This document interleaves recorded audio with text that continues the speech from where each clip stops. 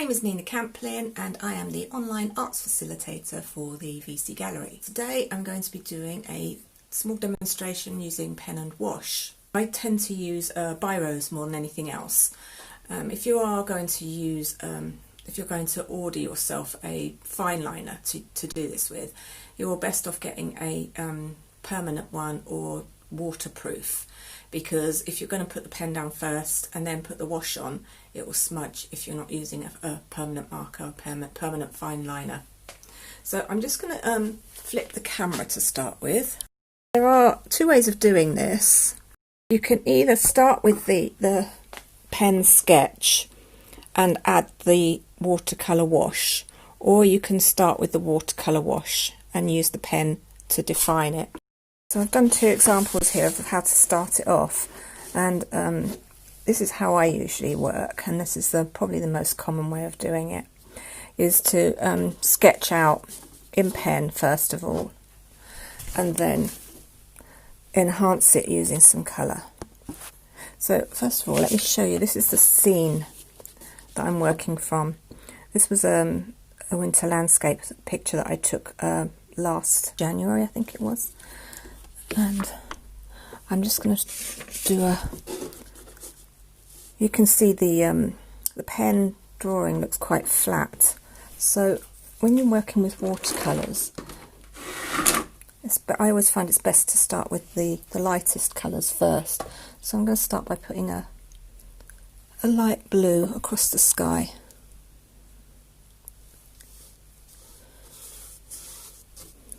And I'm going to take this down into a lemon yellow.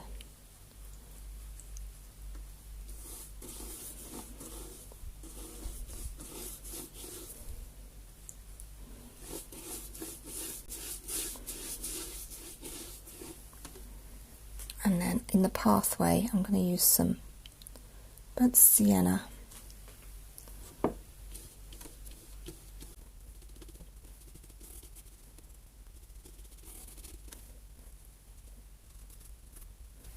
Got some dark in this corner.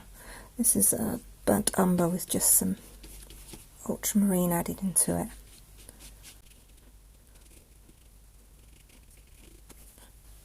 And you can see it's already starting to look a bit more three-dimensional. And what I want to do is put in some layers of light and dark to bring some of the bits forward. So this bit here is a green mound with foliage behind it. So I'm going to take the foliage right across. Just using some burnt sienna. Still got my brush with the burnt umber. I'm going to use a smaller brush for this. I've got some distant hills in the background there. Done with lemon yellow. I'm going to use some alizarin crimson in here. And then this is a green foliage in the front here. So I'm just going to put some shading behind it. And then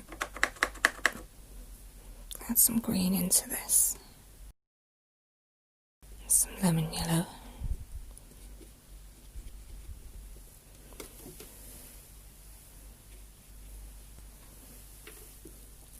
And this is more dark.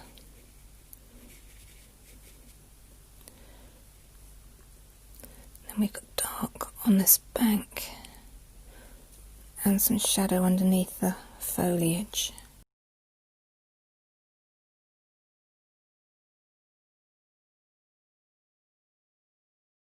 I need to let this dry a bit now so that I can get more detail in. But you can see how it's adding the wash has really brought the pen sketch to life. So I'm going to look at how you'd work with it the other way around. So I've got a watercolour sketch. You can then use I'm using a Sharpie fine liner on this one. You can then use this to add more detail in. So if I want to bring the focal point into the end of this path, I can start making really kind of detailed here.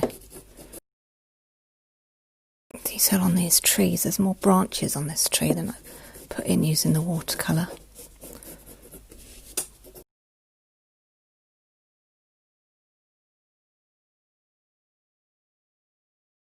And when you're using a pen to draw with, there's lots of different marks you can make. So I can make this look more like foliage by making small kind of scribbly marks.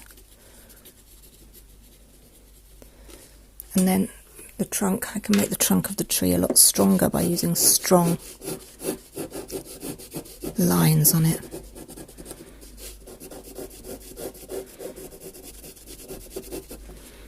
And then underneath this foliage, we can actually put details of these leaves in here. You can see now how your eye is immediately drawn to this area because the details are a lot stronger. I've got a bank in here. And then this path comes across here. And this tree here has got a lot of ivy growing on it, so I'm going to do the line quite loose, and then we can use this to kind of indicate ivy growing up the trunk.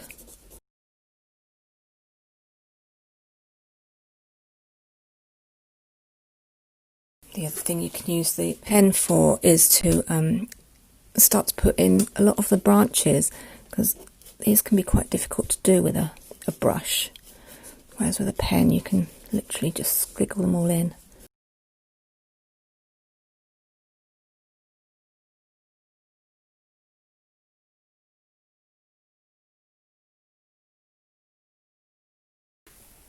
That's starting to come to life.